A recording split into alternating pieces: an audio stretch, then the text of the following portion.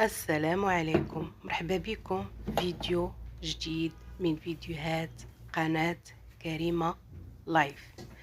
اليوم بغيت نشارك معكم واحد الوصفة ديال واحد العجينة ديال لي طاختوليت بدون زبدة. نشوفوا المقادير، مقادير متوفرة وبسيطة. هنا نص كاس ديال كاس صغير ديال السكر سنيدة، خمارة ديال هذا غادي ناخدو منها غير شويه، بيضه وزلافه ديال الطحين والفاني، وطبعا الزيت غادي نعبروها بنفس الكاس باش عبرنا السكر.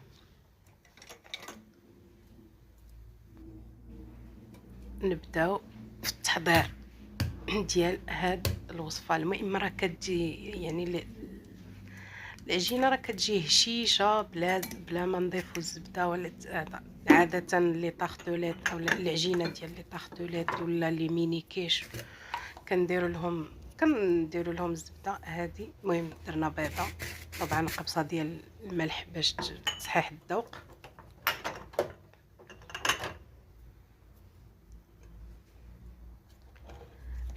كنطربوا ديك البيضه حتى تبيض. انا راه كنطرب واحد شويه حتى تطلق، عاد كنزيد السكر.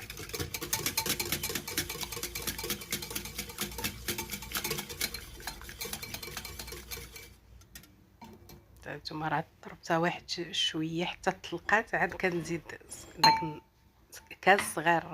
راه درت ما كمل ما يعني ما عامرش. كنضربوها حتى كيذوب لنا السكر كيولي بيض.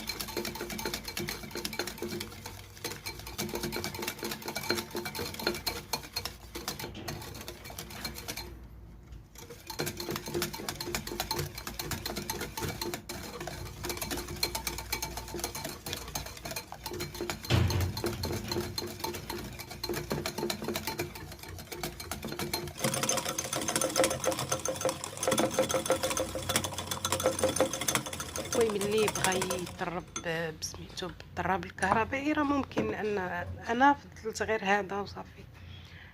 كنزيدو كاس ولا كاس قل ربع ديال الزيت. كاس قل ربع راه يعني كافي لديك الزلافه ديال الاخر. هنا كنزيدو الفاني انا كنفضل هذه السائله لان مجهده على السكر فاني. طبعا هاد الحلوين راه ممكن تضيفوا اي نكهه، ماشي بالضروره الفاني، راه كيدير القشور ديال الليمون. ممكن ديروا اي نكهه كتعجبكم.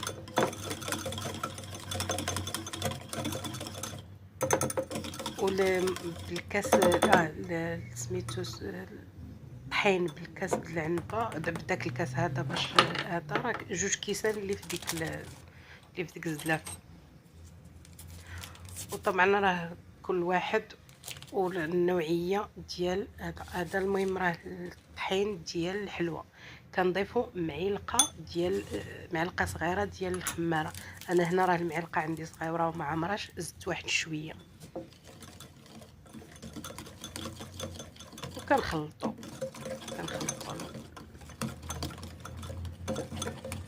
كنخلطوا الخميره داك شويه ديال الطحين باش ما تكورناش. كنخلطوهم حتى تجانس الخليط. عاد كنزيدوا كماله ديال الطحين ديك الزلافه. انا هنا راه كنزيد بالمعلقه شويه بشويه.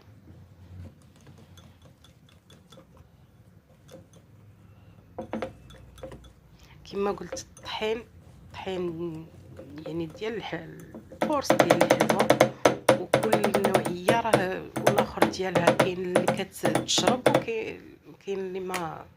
هادي راه زلافه او جوج كيسان ديال العنبه، وديك واحد شويه يعني كاين فاش كيهز جوج كيسان وربع. انا راه غادي نخلط بيدي.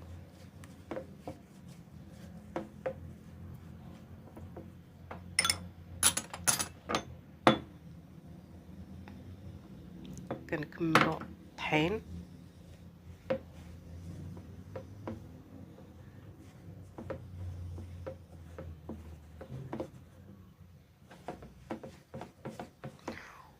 كنعتذر على سميتو لان راه لي سباس انا عندي في ديك البوطاجي عندي صغير، لي سباس صغير.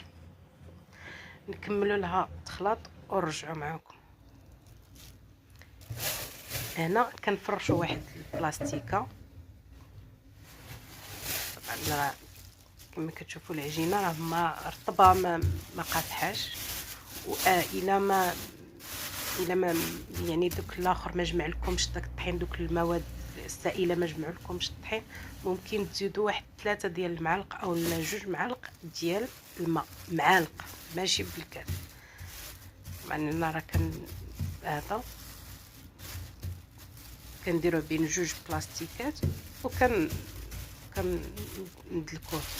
كتطلقوا ديك العجينه، غنطلقها وغنرجع معكم. هي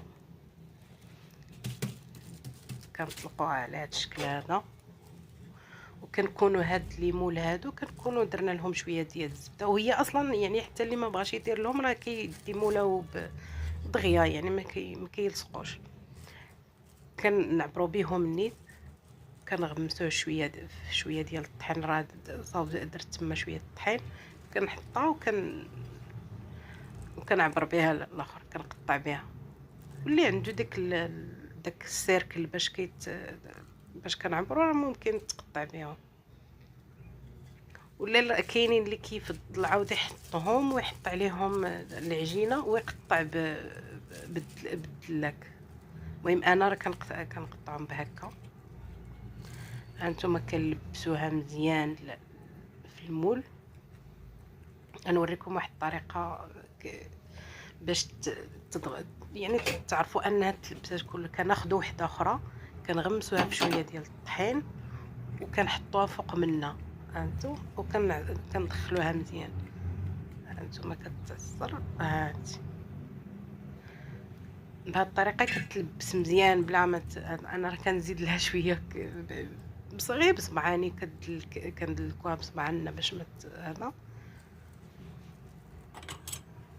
نتوما كناخذوا الفرشيط كنتقبوا ديك الاخر باش ما تنفخناش، وهي راه ما يعني ما كتهبطش وما كتنفخش.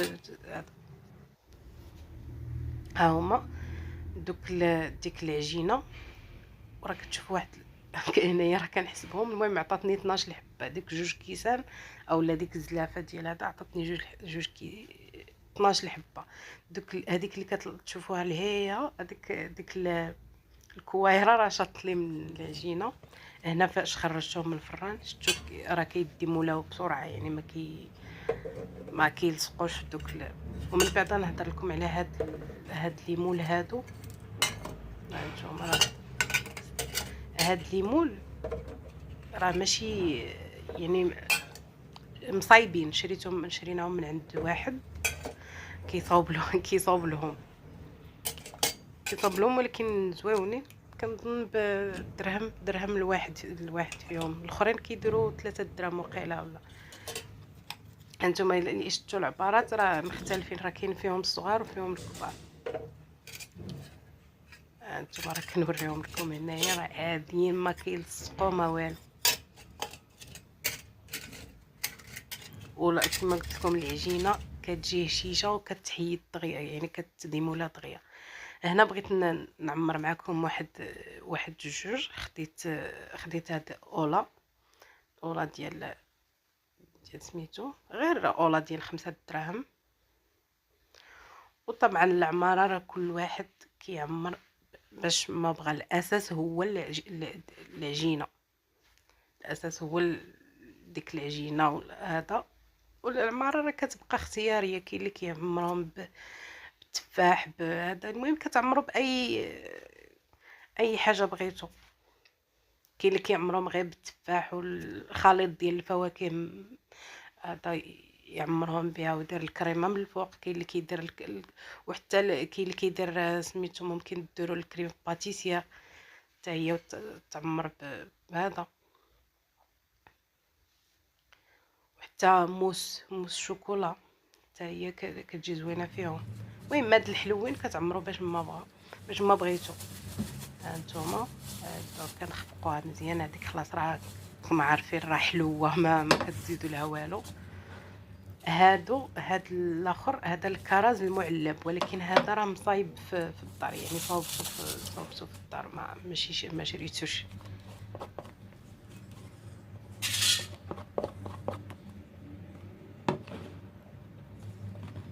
طبعا خديت الكريمه عمرتها عادي، يعني ما درت لا في البوش لا والو، حيت ما يعني بغيت غير نعمر واحد الربعه، غير باش نوريكم بانهم راه كيجيو زويونين وساهلين، والمواد يعني حتى المقادير راه كاينين في الدار. هاد الكرز هذا راه كيجي زوين يعني الدار، وممكن ديرو كيبقى. هذاك الاخر راه هو اللي طلق ديك الزيت، وهذا هو اللي طلق داك الاخر.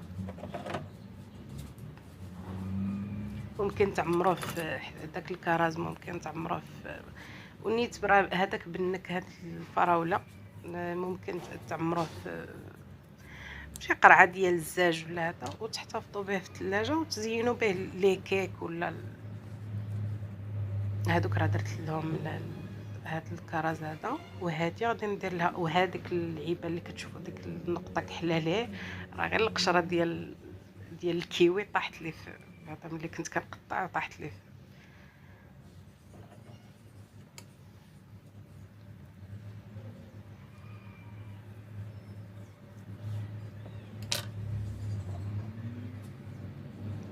ثم كناخذ الكيوي كنقطعوه طريفات، ولا كتقطع بالطريقه اللي بغيتو. المهم التزيين كل واحد كيزين بالطريقه اللي عجباتو، كل واحد يبدع بطريقته.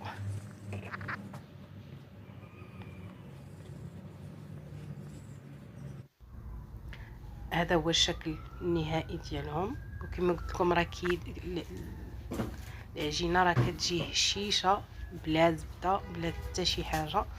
وإلا وصلتوا حتى لهنايا ما تنساوش الاشتراك في القناه وتفعيل زر الجرس باش يوصلكم اي جديد. هنا راه كنوريكم الصوص ديال الفراوله زدتها لهم من الفوق.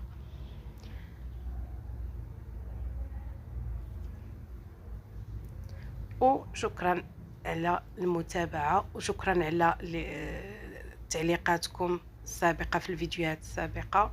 كنشكر كاع اللي مشاركين جداد.